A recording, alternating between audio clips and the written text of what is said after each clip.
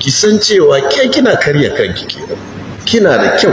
ki fito a ganki a yaba kina da kyau. Iyakacinta kenan fa a ce tana da kyau. In ta kwanta ba ta iya bacci don sabawa Allah ta yi. Ba za a taba sabawa Allah kuma a ci nasara.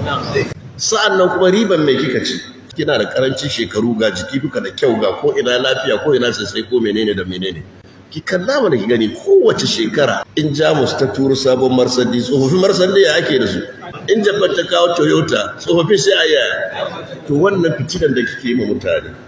shekaru 5, 6, 10 waɗansu sababbi kuma sun taso su ake son a gani in kin zo wajen mahaushin ki ake ji shi a tsaki ya kauda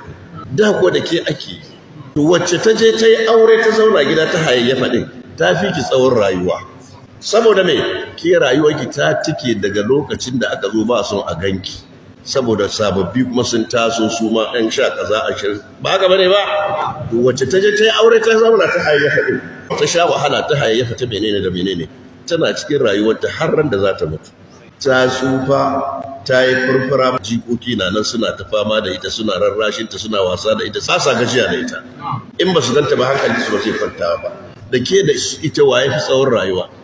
wa rayuwarsa ta yi albarka saboda ta zauna ta hayayyafa ta samu jikoki ke kuma kin je kin fitini mutane shekaru 5 zuwa 10 in baki mutu ba kenan sai ya zama da lokacin kuma wasu sababbi sun taso kuma lokacin da suka taso din kayan gyare-gyaren ma wacce kika yi amfani da su sun zama tsohon yayi